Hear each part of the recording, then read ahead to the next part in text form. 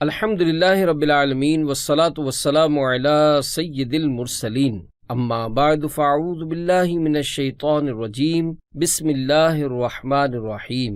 اولاد کے حقوق مسئلہ از سورون ضلع ایٹا محلہ ملک زادگان مرسلہ، سوال بھیجنے والے مرزا حامد حسن صاحب، 7 جمادی الاولیٰ 1310 سنہ ہجری۔ کیا فرماتے ہیں علماء دین ان مسائل میں کہ باپ پر بیٹے کا کس قدر حق ہے؟ اگر ہے اور وہ ادا نہ کرے تو اس کے واسطے حکم شرعی کیا ہے؟ مفصل طور پر ارقام یعنی تفصیل کے ساتھ بیان فرمائیے۔ بینو تؤجرو، بیان فرمائیے، اجر پائیے۔ الجواب، اللہ عز و جل نے اگرچہ والد کا حق ولد، جیسا کہ سوال سے ظاہر ہے کہ سائل نے باپ پر بیٹے کے متعلق حقوق پوچھے، جس کے جواب میں حقوق بیان کرتے ہوئے آپ رحمت اللہ تعالی علیہ نے لفظ ولد استعمال فرمایا، جو بیٹا اور بیٹی دونوں کو شامل ہے، اس لیے کہ بیٹے اور بیٹی کے حقوق تقریباً ایک ہی طرح کے ہیں، سوائے چند کے جن کی مکمل تفصیل آپ رحمت اللہ تعالی علیہ نے بیان فرما دی۔ اگرچہ والد کا حق ولد پر نہایت اعظم بتایا، یعنی باپ کا حق بچے پر بہت ہی عظیم بتایا، یہاں تک کہ اپنے حق کے برابر اس کا ذکر فرمایا کہ انشکر لی ولی والدیک، یعنی حق مان میرا اور اپنے ماں باپ کا۔ مگر ولد کا حق بھی والد پر عظیم رکھا ہے کہ ولد مطلق اسلام، پھر خصوص جوار، پھر خصوص قرابت، پھر خصوص عیال، ان سب حقوق کا جامع ہو کر سب سے زیادہ خصوصیت خاصہ رکھتا ہے کہ بیٹا اور بیٹی عام طور پر مسلمان ہونے، پھر خاص پڑوسی ہونے، پھر قریبی رشتہ دار ہونے، اور بالخصوص اسی کے کنبے میں ہونے کی وجہ سے باپ کی سب سے زیادہ خصوصی توجہ کے حقدار ہیں۔ اور جس قدر خصوص بڑھتا جاتا ہے، حق اشد و آکد، یعنی حق اسی قدر مستحکم اور مضبوط تر ہوتا جاتا ہے۔ علماء کرام نے اپنی کتب جلیلہ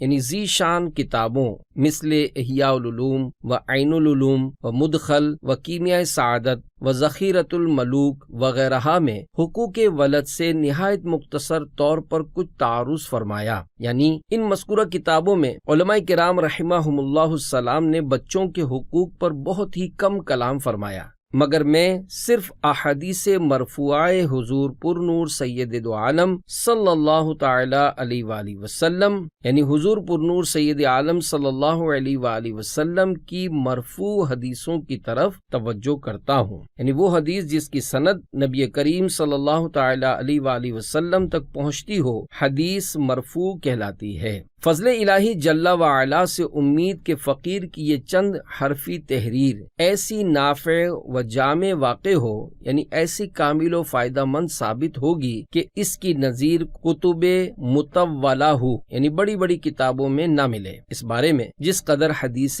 بحمد اللہ تعالی اس وقت میرے حافظہ و نظر میں ہیں، انہیں بالتفصیل ما تخریجات لکھے۔ اگر ان احادیث کو تفصیل کے ساتھ بحوالہ لکھوں تو ایک رسالہ ہوتا ہے، اور غرض صرف افادہ احکام، جبکہ مقصود صرف احکام شرعیہ سے آگاہ کرنا ہے، لہذا سر دست فقط اس وقت صرف وہ حقوق کی یہ حدیثیں ارشاد فرما رہی ہیں کمال تلخیص و اختصار کے ساتھ شمار کروں، یعنی مختصر طور پر حدیثوں کا مکمل خلاصہ پیش کرتا ہوں۔ وباللہ التوفیق۔ نمبر 1، سب سے پہلا حق وجود اولاد، یعنی اولاد کی پیدائش سے بھی پہلے یہ ہے کہ آدمی اپنا نکاح کسی رذیل کم قوم یعنی نیچ ذات سے نہ کرے کہ بری رگ یعنی بری نسل ضرور رنگ لاتی ہے۔ نمبر 2، دیندار لوگوں میں شادی کرے کہ بچے پر نانا و ماموں کی عادات و افعال کا بھی اثر پڑتا ہے۔ نمبر 3، زنگیوں، حبشیوں یعنی کالے رنگ والے شیدی لوگوں میں قرابت نہ کرے کہ ماں کا سیاہ رنگ بچے کو بدنما نہ کر دے۔ نمبر 4، جماع کی ابتدا بسم اللہ سے کرے، ورنہ بچے میں شیطان شریک ہو جاتا ہے۔ حضرت ابن عباس رضی اللہ تعالی عنہما سے روایت ہے، فرماتے ہیں نبی اکرم صلی اللہ تعالی علیہ وآلہ وسلم نے ارشاد فرمایا، جب تم میں سے کوئی اپنی بیوی سے قربت کا ارادہ کرے تو یہ دعا پڑھے، بسم اللہ اللہم جنبنا الشیطان وجنب الشیطان ما رزقتنا، یعنی اللہ کے نام سے اے اللہ ہمیں شیطان سے محفوظ رکھ، اور جو اولاد تو ہمیں دے اس کو بھی شیطان سے محفوظ رکھ۔ تو اگر اس صحبت میں ان کے نصیب میں بچہ ہوا تو اسے شیطان کبھی نقصان نہ دے سکے گا۔ اس حدیث مبارکہ کی تشریح میں مفتی احمد یار خان نعیمی رحمت اللہ تعالی علیہ ارشاد فرماتے ہیں، یہ دعا ستر کھولنے سے پہلے پڑھے، پھر فرماتے ہیں اس صحبت میں نہ شیطان شریک ہو اور نہ بچے کو شیطان کبھی بہکائے۔ بسم اللہ سے مراد پوری بسم اللہ الرحمن الرحیم ہے۔ خیال رہے کہ جیسے شیطان کھانے پینے میں ہمارے ساتھ شریک ہو جاتا ہے ایسے ہی صحبت میں بھی، اور جیسے کھانے پینے کی برکت شیطان کی شرکت سے جاتی رہتی ہے ایسے ہی صحبت میں شیطان کی شرکت سے اولاد نالائق اور جناتی بیماریوں میں گرفتار رہتی ہے، اور جیسے بسم اللہ پڑھ لینے سے شیطان کھانے پینے میں ہمارے ساتھ شریک نہیں ہو سکتا، ایسے ہی بسم اللہ کی برکت سے صحبت میں شیطان کی شرکت نہیں ہوتی، جس سے بچہ نیک ہوتا ہے اور آسیب وغیرہ سے بھی بفضل ہی تعالی محفوظ رہتا ہے۔ بہتر یہ ہے خاوند بیوی دونوں پڑھ لیں۔ نمبر 6، زیادہ باتیں نہ کرے کہ گونگے یا توتلے ہونے کا خطرہ ہے۔ نمبر 7، مرد و زن کپڑا اوڑھ لیں، جانوروں کی طرح برہنہ نہ ہو کہ بچے کے بے حیا ہونے کا خدشہ ہے۔ نمبر 8، جب بچہ پیدا ہو فوراً سیدھے کان میں اذان، بائیں میں تکبیر کہے۔ بہتر یہ ہے کہ داہنے کان میں 4 مرتبہ اذان اور بائیں میں 3 مرتبہ اقامت کہی جائے کہ خلل شیطان یعنی شیطانی وسوسے و الصبیان سے بچے۔ الصبیان ایک قسم کی مرگی ہے جو اکثر بچوں کو بلغم کی زیادتی اور معدے کی خرابی سے لاحق ہوتی ہے، جس سے بچوں کے ہاتھ پاؤں ٹیڑھے ہو جاتے اور منہ سے جھاگ نکلنے لگتا ہے۔ نمبر 9، چھہارا وغیرہ کوئی میٹھی چیز چبا کر اس کے منہ میں ڈالے کہ حلاوت اخلاق کی فال حسن ہے، یعنی مٹھاس اخلاق کے اچھے ہونے میں نیک شگون ہے۔ نمبر 10، 7ویں اور نہ ہو سکے تو 14ویں ورنہ 21ویں دن عقیقہ کرے، دختر یعنی بیٹی کے لیے 1، پسر یعنی بیٹے کے لیے 2، کہ اس میں بچے کا گویا رہن یعنی گروی سے چھڑانا ہے۔ صدر شریعہ بدر طریقہ مفتی امجد علی اعظمی رحمت اللہ تعالی علیہ بحر شریعت میں فرماتے ہیں، گروی ہونے کا یہ مطلب ہے کہ اس بچے سے پورا نفع حاصل نہ ہوگا جب تک عقیقہ نہ کیا جائے، اور بعض نے کہا بچے کی سلامتی اور اس کی نشو و نما اور اس میں اچھے اوصاف یعنی خوبیاں ہونا عقیقے کے ساتھ وابستہ ہیں۔ مزید ارشاد فرماتے ہیں، لڑکے کے عقیقہ میں 2 بکرے اور لڑکی میں 1 بکری ذبح کی جائے، یعنی لڑکے میں نر جانور اور لڑکی میں مادہ مناسب ہے، اور لڑکے کے عقیقے میں بکریاں اور لڑکی میں بکرا کیا جب بھی حرج نہیں، اور عقیقے میں گائے ذبح کی جائے تو لڑکے کے لیے 2 حصے اور لڑکی کے لیے 1 حصہ کافی ہے، یعنی 7 حصوں میں 2 حصے یا 1 حصہ۔ نیز اسی میں ہے لڑکے کے عقیقے میں 2 بکریوں کی جگہ 1 ہی بکری کسی نے کی تو یہ بھی جائز ہے۔ نوٹ: مزید تفصیل کے لیے امیر اہل سنت مدظل اللہ العالی کا رسالہ عقیقہ کے بارے میں سوال جواب مطالعہ کیجیے۔ نمبر 11، 1 ران دائی کو دے کہ بچے کی طرف سے شکرانہ ہے۔ نمبر 12، سر کے بال اتروائے۔ نمبر 13، بالوں کے برابر چاندی تول کر خیرات کرے۔ نمبر 14، سر پر زعفران لگائے۔ نمبر 15، نام رکھے یہاں تک کہ کچے بچے کا بھی جو کم دنوں کا گر جائے، ورنہ اللہ عز و جل کے یہاں شاکی ہوگا یعنی شکایت کرے گا۔ نمبر 16، برا نام نہ رکھے کہ بد فال بد ہے کہ برا شگون برا ہے۔ نمبر 17، عبداللہ، عبد الرحمن، احمد، حامد وغیرہ عبادت و حمد کے نام یا انبیاء، اولیاء یا اپنے بزرگوں میں جو نیک لوگ گزرے ہوں ان کے نام پر نام رکھے کہ موجب برکت یعنی باعث برکت ہے، خصوصاً نام پاک محمد صلی اللہ علیہ وآلہ وسلم کہ اس مبارک نام کی بے پایاں برکت بچے کے دنیا اور آخرت میں کام آتی ہے۔ یعنی جن ناموں میں بندے کی نسبت اسم جلالت یعنی اللہ عز و جل یا اس کے صفاتی ناموں کی طرف ہو، یا جس نام میں حمد کا معنی ہو۔ نام محمد کی برکات نمبر 1، حضرت ابو امامہ رضی اللہ تعالی عنہ سے روایت ہے کہ رسول اللہ صلی اللہ تعالی علیہ وآلہ وسلم نے ارشاد فرمایا، جس کے لڑکا پیدا ہو اور وہ میری محبت اور میرے نام پاک کی برکت حاصل کرنے کے لیے اس کا نام محمد رکھے تو وہ اور اس کا لڑکا دونوں جنت میں جائیں گے۔ نمبر 2، حضرت انس رضی اللہ تعالی عنہ سے روایت ہے، رسول اللہ صلی اللہ تعالی علیہ وآلہ وسلم ارشاد فرماتے ہیں، روز قیامت 2 شخص اللہ رب العزت کے حضور کھڑے کیے جائیں گے، حکم ہوگا انہیں جنت میں لے جاؤ، عرض کریں گے الہی ہم کس عمل کی بدولت جنت کے قابل ہوئے، ہم نے تو کوئی کام جنت کا نہیں کیا، اللہ عز و جل فرمائے گا جنت میں جاؤ، میں نے قسم ارشاد فرمائی ہے کہ جس کا نام احمد یا محمد ہو دوزخ میں نہ جائے گا۔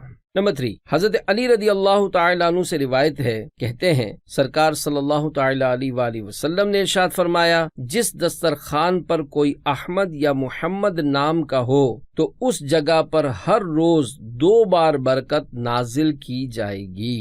نوٹ: محمد نام رکھنے کے مزید فضائل و برکات فتاوی رضویہ جلد 24 صفحہ 686 پر اور بحر شریعت جلد 3 حصہ 16 صفحہ 210 211 پر ملاحظہ فرمائیں۔ نمبر 18، جب محمد نام رکھے تو اس کی تعظیم و تکریم کرے۔ نمبر 19، مجلس میں اس کے لیے جگہ چھوڑے۔ نمبر 20، مارنے برا کہنے میں احتیاط رکھے۔ نمبر 21، جو مانگے بر وجہ مناسب اچھے طریقے سے دے۔ نمبر 22، پیار میں چھوٹے لقب بے قدر نام نہ رکھے کہ پڑا ہوا نام مشکل سے چھوٹتا ہے۔ نمبر 23، ماں خواہ نیک دایا، نمازی، صالحہ، شریف القوم سے 2 سال تک دودھ پلوائے۔ نمبر 24، رذیل یا بد افعال عورت یعنی برے کام کرنے والی عورت کے دودھ سے بچائے کہ دودھ طبیعت کو بدل دیتا ہے۔ نمبر 25، بچے کا نفقہ یعنی بچے کے کھانے پینے کپڑے وغیرہ کے اخراجات اور اس کی حاجت کے سب سامان مہیا کرنا خود واجب ہے، جن میں حفاظت بھی داخل۔ نمبر 26، اپنے حوائج و ادائے واجبات شریعت یعنی اپنی ضروریات و شریعت مطہرہ کے مقرر کردہ واجبات کی ادائیگی، مثلا زکوٰۃ، صدقہ فطر اور قربانی وغیرہ سے جو کچھ بچے، اس میں عزیزوں، قریبوں، محتاجوں، غریبوں میں سب سے پہلے حق عیال و اطفال یعنی اہل خانہ کا ہے، جو ان سے بچے وہ اوروں کو پہنچے۔ نمبر 27، بچے کو پاک کمائی سے پاک روزی دے کہ ناپاک مال ناپاک ہی عادتیں لاتا ہے۔ نمبر 28، اولاد کے ساتھ تنہا خوری نہ برتے یعنی اولاد کو چھوڑ کر اکیلے نہ کھائے بلکہ اپنی خواہش کو ان کی خواہش کے تابع رکھے، جس اچھی چیز کو ان کا جی چاہے انہیں دے کر ان کے طفیل میں آپ بھی کھائے، زیادہ نہ ہو تو انہی کو کھلائے۔ نمبر 29، خدا کی ان امانتوں کے ساتھ مہر و لطف یعنی شفقت و محبت کا برتاؤ رکھے، انہیں پیار کرے، بدن سے لپٹائے، کندھے پر چڑھائے۔ نمبر 30، ان کے ہنسنے کھیلنے بہلنے کی باتیں کریں، ان کی دل جوئی، دلداری، رعایت و محافظت ہر وقت حتیٰ کہ نماز و خطبہ میں بھی ملحوظ رکھے۔ نمبر 31، نیا میوہ نیا پھل پہلے انہی کو دیکھ کہ وہ بھی تازے پھل ہیں، نئے کو نیا مناسب ہے۔ نمبر 32، کبھی کبھی حسب مقدور یعنی حسب استطاعت انہیں شیرنی وغیرہ کھانے پہننے کھیلنے کی اچھی چیز جو کہ شرعاً جائز ہے دیتا رہے۔ نمبر 33، بہلانے کے لیے جھوٹا وعدہ نہ کرے بلکہ بچے سے بھی وعدہ وہی جائز ہے جس کو پورا کرنے کا قصد یعنی ارادہ رکھتا ہو۔ نمبر 34، اپنے چند بچے ہوں تو جو چیز دے سب کو برابر و یکساں دے، ایک کو دوسرے پر بے فضیلت دینی یعنی دینی فضیلت کے بغیر ترجیح نہ دے۔ فتاوی قاضی خان میں ہے، حضرت امام ابو حنیفہ رضی اللہ تعالی عنہ سے روایت ہے، اولاد میں سے کسی ایک کو زیادہ دینے میں کچھ حرج نہیں، جبکہ اسے دوسری اولاد پر ترجیح و فضیلت دینا دینی فضل و شرف کی وجہ سے ہو، لیکن اگر سب برابر ہوں تو پھر ترجیح دینا مکروہ ہے۔ فتاوی عالمگیری میں ہے، اگر بیٹا حصول علم میں مشغول ہو نہ کہ دنیاوی کمائی میں تو ایسے بیٹے کو دوسری اولاد پر ترجیح دینے میں کوئی مذائقہ نہیں۔ نمبر 35، سفر سے آئے تو ان کے لیے کچھ تحفہ ضرور لائے۔ نمبر 36، بیمار ہوں تو علاج کرے۔ نمبر 37، حتی الامکان سخت و موذی تکلیف دہ علاج سے بچائے۔ نمبر 38، زبان کھلتے ہی اللہ اللہ، پھر پورا کلمہ لا الہ الا اللہ، پھر پورا کلمہ طیبہ سکھائے۔ نمبر 39، جب تمیز آئے ادب سکھائے، کھانے پینے، ہنسنے بولنے، اٹھنے بیٹھنے، چلنے پھرنے، حیا، لحاظ بزرگوں کی تعلیم، ماں باپ، استاد اور دختر کو شوہر کے بھی اطاعت کے طرق و آداب یعنی طور طریقے بتائے۔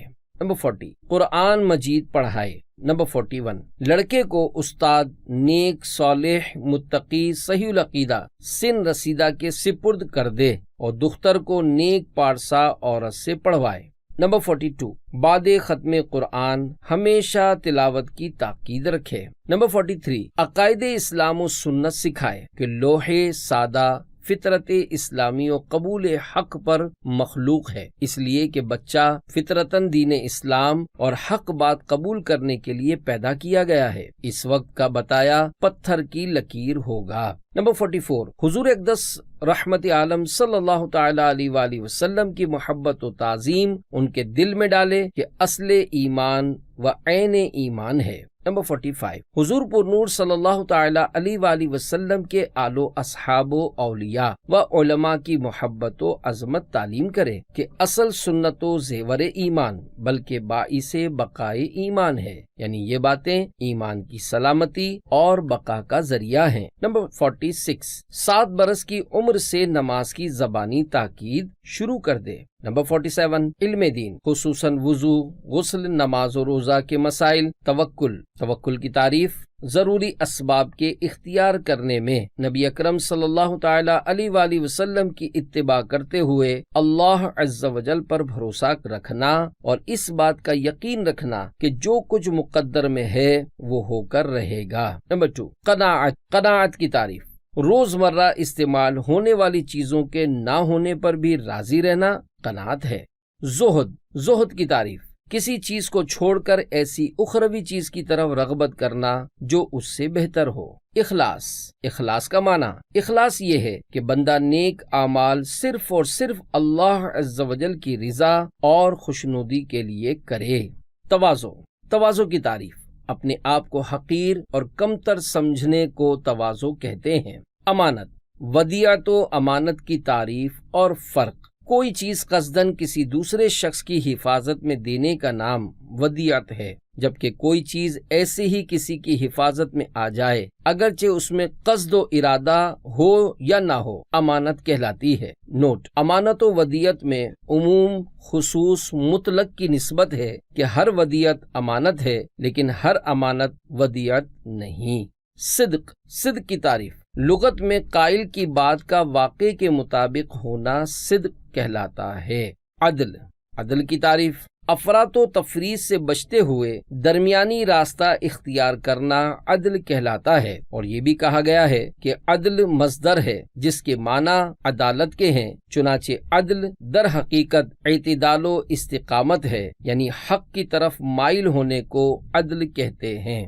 حیا کی تعریف، کسی کام کے ارتکاب کے وقت مذمت اور ملامت کے خوف سے انسان کی حالت کا تبدیل ہو جانا حیا کہلاتا ہے۔ نمبر 2، حیا وہ وصف ہے جو برے کام کے ترک پر ابھارتا ہے اور حقدار کے حق کی ادائیگی میں کوتاہی سے منع کرتا ہے۔ سلامت صدر و لسان وغیرہ یعنی دل و زبان اور دیگر اعضاء کی سلامتی کی خوبیوں کے فضائل پڑھائے۔ نیز حرص و طمع، حرص کی تعریف، خواہشات کی زیادتی کے ارادے کا نام حرص ہے اور قاموس المحیط میں ہے۔ بری حرص یہ ہے کہ اپنا حصہ حاصل کر لینے کے باوجود دوسرے کے حصے کی لالچ رکھے۔ حب دنیا کی محبت، حب جاہ یعنی لوگوں میں شہرت و ناموری چاہنا حب جاہ ہے۔ ریا کی تعریف، اخلاص کے چھوڑ دینے کا نام ریا ہے، چنانچہ اللہ رب العزت جل وعلا کے علاوہ کسی اور کا لحاظ رکھتے ہوئے کوئی عمل کرنا ریا ہے۔ عجب کی تعریف، منعم حقیقی جل وعلا کی نعمت و عطا کو بھول کر کسی دینی و دنیاوی نعمت کو اپنا ہی کمال تصور کرنا اور اس کے زوال سے بے خوف ہو جانا عجب ہے۔ تکبر کی تعریف، تکبر کا معنی یہ ہے کہ انسان خود کو دوسروں سے زیادہ بڑا خیال کرے۔ حدیث پاک میں ہے، حضرت عبداللہ ابن مسعود رضی اللہ تعالی عنہ روایت کرتے ہیں کہ نبی کریم صلی اللہ تعالی علیہ وآلہ وسلم نے فرمایا، جس شخص کے دل میں ذرہ برابر بھی تکبر ہو وہ جنت میں نہیں جائے گا۔ ایک شخص نے عرض کی، ایک آدمی یہ پسند کرتا ہے کہ اس کا لباس اچھا ہو اور اس کے جوتے اچھے ہوں۔ آپ صلی اللہ تعالی علیہ وآلہ وسلم نے فرمایا، اللہ تعالی جمیل ہے اور جمال کو پسند کرتا ہے۔ تکبر حق کا انکار اور لوگوں کو حقیر جاننا ہے۔ خیانت کی تعریف، اجازت شرعیہ کے بغیر کسی کی امانت میں تصرف کرنا خیانت ہے۔ کذب کی تعریف، کہنے والے کی بات کا ظاہر کے خلاف ہونا جھوٹ ہے۔ ظلم کی تعریف، کسی چیز کو اس کی جگہ نہ رکھنا ظلم ہے، اور شریعت میں ظلم سے مراد یہ ہے کہ کسی کا حق مارنا یا اس کے ساتھ زیادتی کرنا۔ فحش کی تعریف، فحش وہ بیہودہ باتیں اور برے افعال ہیں جن سے طبیعت سلیمہ نفرت کرے اور عقل صحیح خامی قرار دے۔ غیبت کی تعریف، غیبت کے یہ معنی ہے کہ کسی شخص کے پوشیدہ عیب کو جس کو وہ دوسروں کے سامنے ظاہر ہونا پسند نہ کرتا ہو اس کی برائی کرنے کے طور پر ذکر کرنا۔ حسد کی تعریف، کسی شخص کی نعمت دیکھ کر یہ آرزو کرنا کہ یہ نعمت اس سے زائل ہو کر مجھے مل جائے۔ کینہ وغیرہ برائیوں کے رذائل پڑھائے۔ کینہ کی تعریف، دل میں دشمنی کو روکے رکھنا اور موقع پاتے ہی اس کا اظہار کرنا کینہ ہے۔ یعنی کینہ یہ ہے کہ انسان اپنے دل میں کسی کو بوجھ جانے، دشمنی و بغض رکھے، نفرت کرے اور یہ بات ہمیشہ باقی رہے۔ نمبر 48، پڑھانے سکھانے میں رفق و نرمی ملحوظ رکھے۔ 49، موقع پر چشم نمائی، تنبیہ، تحدید کرے، مناسب موقع پر سمجھائے اور نصیحت کرے، مگر کوسنا یعنی بددعا نہ دے کہ اس کا کوسنا ان کے لیے سبب اصلاح نہ ہوگا بلکہ اور زیادہ افساد یعنی بگاڑ کا اندیشہ ہے۔ نمبر 50، مارے تو منہ پر نہ مارے۔ 51، اکثر اوقات تہدید و تخویف پر قانے رہے، یعنی ڈرانے دھمکانے پر اکتفا کرے اور کوڑا قمچی یعنی چھڑی اس کے پیش نظر رکھے کہ دل میں روب یعنی خوف رہے۔ نمبر 52، زمانہ تعلیم میں ایک وقت کھیلنے کا بھی دے کہ طبیعت نشاط یعنی چستی پر باقی رہے۔ 53، مگر زنہار ہرگز بری صحبت میں نہ بیٹھنے دے کہ یار بد مارے بد یعنی بری صحبت زہریلے سانپ سے بدتر ہے۔ نمبر 54، نہ ہرگز باہر دانش، مینا بازار، مثنوی غنیمت وغیرہ کتب عشقیہ و غزلیات فسقیہ دیکھنے دے، یعنی عشق مجازی پر مشتمل کتابوں اور فسق و فجور سے بھرپور غزلوں کو نہ پڑھنے دے کہ نرم لکڑی جدھر جھکائے جھک جاتی ہے۔ صحیح حدیث سے ثابت ہے کہ لڑکیوں کو سورہ یوسف شریف کا ترجمہ نہ پڑھایا جائے کہ اس میں مکر زنان یعنی عورتوں کی خفیہ چالوں کا ذکر فرمایا ہے۔ پھر بچوں کو خرافات شاعرانہ یعنی مبالغہ آمیز بیہودہ باتوں میں ڈالنا کب بجا ہو سکتا ہے۔ نمبر 55، جب 10 برس کا ہو نماز مار کر پڑھائے۔ 56، اس عمر سے اپنے خواہ کسی کے ساتھ نہ سلائے، جدا بچھونے جدا پلنگ پر اپنے پاس رکھے۔ 57، جب جوان ہو شادی کر دے، شادی میں وہی رعایت قوم و دین و سیرت و صورت ملحوظ رکھے، یعنی جیسا کہ حق نمبر 1 تا 3 میں بیان ہوا۔ نمبر 58، اب جو ایسا کام کہنا ہو جس میں نافرمانی کا احتمال ہو یعنی اندیشہ ہو تو اسے امر و حکم کے صیغہ سے نہ کہے بلکہ برفق و نرمی بطور مشورہ کہے کہ وہ بلائے عقوق یعنی نافرمانی کی مصیبت میں نہ پڑے۔ نمبر 59، اسے میراث سے محروم نہ کرے، جیسے بعض لوگ اپنے کسی وارث کو میراث نہ پہنچنے کی غرض سے کل جائیداد دوسرے وارث یا کسی غیر کے نام لکھ دیتے ہیں۔ نمبر 60، اپنے بعد مرگ یعنی انتقال کے بعد بھی ان کی فکر رکھے، یعنی زندگی میں کم سے کم 2/3 ترکہ چھوڑ جائے، ثلث یعنی 1/3 مال سے زیادہ خیرات نہ کرے۔ یہ 60 حق تو پسر و دختر یعنی بیٹا و بیٹی سب کے ہیں، بلکہ 2 حق اخیر یعنی 2 آخری حقوق نمبر 59 اور 60 میں سب وارث شریک اور خاص پسر کے حقوق سے ہے کہ 61 اسے لکھنا، 62 پیرنا یعنی تیرنا اور 63 سپاہ گری یعنی جنگی تربیت سکھائے۔ 64 سورہ مائدہ کی تعلیم دے۔ 65 اعلان کے ساتھ اس کا ختنہ کرے۔ خاص دختر کے حقوق سے ہے کہ 66 اس کے پیدا ہونے پر نہ خوشی نہ کرے بلکہ نعمت الہیہ جانے۔ 67 اسے سینہ پرونا کاتنا یعنی سلائی کڑھائی کھانا پکانا سکھائے۔ 68 سورہ نور کی تعلیم دے۔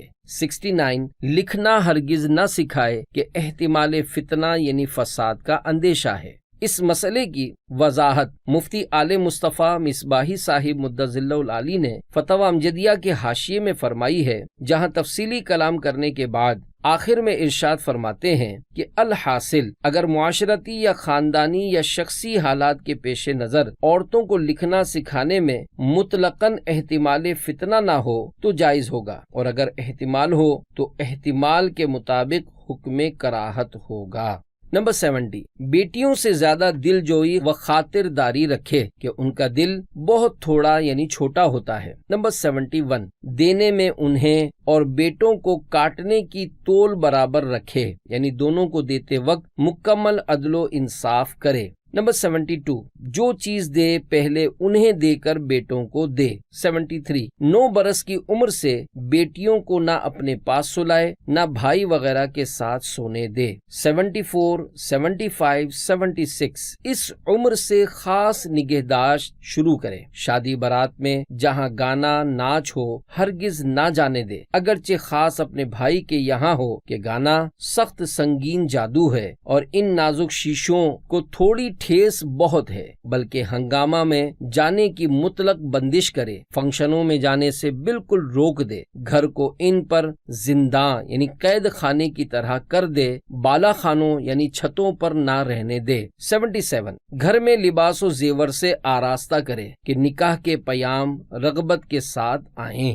نمبر 78 جب کف ملے نکاح میں دیر نہ کرے۔ کفو کے مسئلے کی تفصیل بیان کرتے ہوئے صدر شریعہ بدر الطریقہ مولانا مفتی محمد امجد علی اعظمی رحمۃ اللہ تعالی علیہ بحر شریعت میں فرماتے ہیں، کفو کی یہ معنی ہے کہ مرد عورت سے نسب وغیرہ میں اتنا کم نہ ہو کہ اس سے نکاح عورت کے اولیاء کے لیے باعث ننگ و عار ہو۔ کفات صرف مرد کی جانب سے معتبر ہے، عورت اگرچہ کم درجے کی ہو اس کا اعتبار نہیں۔ مزید ارشاد فرماتے ہیں کفات میں 6 چیزوں کا اعتبار ہے۔ نمبر 1 نسب، نمبر 2 اسلام، نمبر 3 حرفہ یعنی پیشہ، نمبر 4 حریت یعنی آزاد ہونا، نمبر 5 دیانت، نمبر 6 مال۔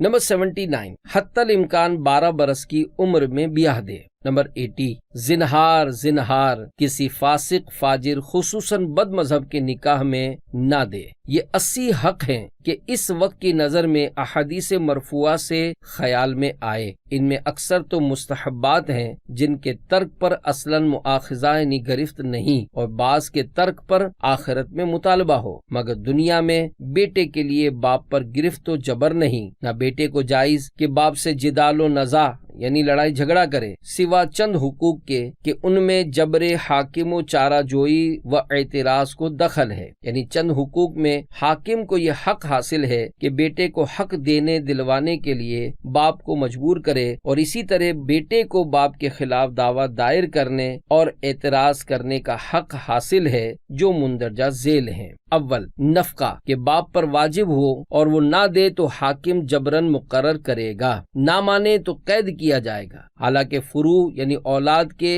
اور کسی دین میں اصول یعنی والدین محبوس نہیں ہوتے۔ فتاوی شامی میں ذخیرہ کے حوالے سے نقل کیا ہے، والد اپنے بیٹے کے قرض کے سلسلے میں قید نہیں کیا جا سکتا، خواہ سلسلہ نسب اوپر تک بلحاظ باپ اور نیچے تک بلحاظ بیٹا چلا جائے، البتہ نفقہ نہ دینے کی صورت میں باپ کو قید کیا جائے گا، کیونکہ اس میں چھوٹے کی حق تلفی ہے۔ دوم رضاعت کے ماں کے دودھ نہ ہو تو دائی رکھنا، بے تنخواہ نہ ملے تو تنخواہ دینا واجب، نہ دے تو جبرن لی جائے گی، جبکہ بچے کا اپنا مال نہ ہو۔ یوں ہی ماں بعد طلاق و مرور عدت یعنی طلاق و عدت گزرنے کے بعد بے تنخواہ دودھ نہ پلائے تو اسے بھی تنخواہ دی جائے گی، جیسا کہ فتح القدیر اور رد المختار وغیرہ میں ہے۔ سوم، حضانت یعنی پرورش کہ لڑکا 7 برس لڑکی 9 برس کی عمر تک جن عورتوں مثلا ماں، نانی، دادی، خالہ، پھپھی کے پاس رکھے جائیں گے، اگر ان میں کوئی بے تنخواہ نہ مانے اور بچہ فقیر اور باپ غنی ہے تو جبراً تنخواہ دلائی جائے گی، جیسا کہ رد المختار میں اس کی وضاحت کی گئی ہے۔ چہارم، بعد انتہائے حضانت بچے کو اپنی حفظ و صیانت میں لینا، لڑکے کو 7 اور لڑکی کو 9 برس بعد اپنی حفاظت و نگہبانی میں رکھنا باپ پر واجب ہے، اگر نہ لے گا حاکم جبر کرے گا، جیسا کہ شرح المجمع سے رد المختار میں نقل کیا گیا ہے۔ پنجم، ان کے لیے ترکہ باقی رکھنا کہ بعد تعلق حق ورثہ یعنی بحالت مرض الموت مورث اس پر مجبور ہوتا ہے یہاں تک کہ ثلث سے زائد میں اس کی وصیت بے اجازت ورثہ نافذ نہیں۔ ششم، اپنے بالغ بچے پسر خواہ دختر کو غیر کفو سے بیاہ دینا یعنی شادی کرنا، یا مہر مثل یعنی عورت کے خاندان کی اس جیسی عورت کا جو مہر ہو وہ اس کے لیے مہر مثل ہے، مثلا اس کی بہن، پھپھی، چچا کی بیٹی وغیرہ کا مہر، اس کی ماں کا مہر اس کے لیے مہر مثل نہیں، جبکہ وہ دوسرے گھرانے کی ہو، اور اگر اس کی ماں اسی خاندان کی ہو، مثلا اس کے باپ کی چچا زاد بہن ہے تو اس کا مہر اس کے لیے مہر مثل ہے، اور وہ عورت جس کا مہر اس کے لیے مہر مثل ہے وہ کن امور میں اس جیسی ہو، ان کی تفصیل یہ ہے۔ نمبر 1 عمر، نمبر 2 جمال، نمبر 3 مال میں مشابہ ہو، نمبر 4 دونوں ایک شہر میں ہو، نمبر 5 ایک زمانہ ہو، نمبر 6 عقل، نمبر 7 تمیز، نمبر 8 دیانت، نمبر 9 پارسائی، نمبر 10 علم، نمبر 11 ادب میں یکساں ہوں، نمبر 12 دونوں کنواری ہوں یا دونوں سیب، نمبر 13 اولاد ہونے نہ ہونے میں ایک سی ہوں کہ ان چیزوں کے اختلاف سے مہر میں اختلاف ہوتا ہے۔ شوہر کا حال بھی ملحوظ ہوتا ہے، مثلا جوان اور بوڑھے کے مہر میں اختلاف ہوتا ہے، عقد کے وقت ان امور میں یکساں ہونے کا اعتبار ہے۔ بعد میں کسی قسم کی کمی بیشی ہوئی تو اس کا اعتبار نہیں، مثلا ایک کا جب نکاح ہوا تھا اس وقت جس حیثیت کی تھی دوسری بھی اپنے نکاح کے وقت اسی حیثیت کی ہے، مگر پہلی میں بعد کو کمی ہو گئی اور دوسری میں زیادتی یا برعکس ہوا تو اس کا اعتبار نہیں۔ اگر اس خاندان میں کوئی ایسی عورت نہ ہو جس کا مہر اس کے لیے مہر مثل ہو سکے تو کوئی دوسرا خاندان جو اس کے خاندان کی مثل ہے اس میں کوئی عورت اس جیسی ہو، اس کا مہر اس کے لیے مہر مثل ہوگا۔ مہر مثل میں غبن فاحش کے ساتھ یعنی بہت زیادہ کمی یا زیادتی کے ساتھ نکاح کرنا، مثلا دختر کا مہر مثل 1000 ہے، 500 پر نکاح کر دیا، یا بہو کا مہر مثل 500 ہے، 1000 باندھ لینا، یا پسر کا نکاح کسی باندی سے یا دختر کا کسی ایسے شخص سے جو مذہب یا نسب یا پیشہ یا افعال یا مال میں وہ نقص یعنی عیب رکھتا ہو جس کے باعث اس سے نکاح موجب عار یعنی شرم کا باعث ہو۔ ایک بار تو ایسا نکاح باپ کا کیا ہوا نافذ ہوتا ہے جبکہ نشے میں نہ ہو، مگر دوبارہ اپنے کسی نابالغ بچے کا ایسا نکاح کرے گا تو اصلاً صحیح نہ ہوگا، جیسا کہ بحث نکاح میں ہم نے اسے پہلے بیان کر دیا ہے۔ ہفتم، ختنہ میں بھی ایک صورت جبر کی ہے کہ اگر کسی شہر کے لوگ چھوڑ دیں، سلطان اسلام انہیں مجبور کرے گا، نہ مانیں گے تو ان پر جہاد فرمائے گا، جیسا کہ در مختار میں ہے۔ واللہ تعالی اعلم۔ صلو علی الحبیب صلی اللہ تعالی علی محمد۔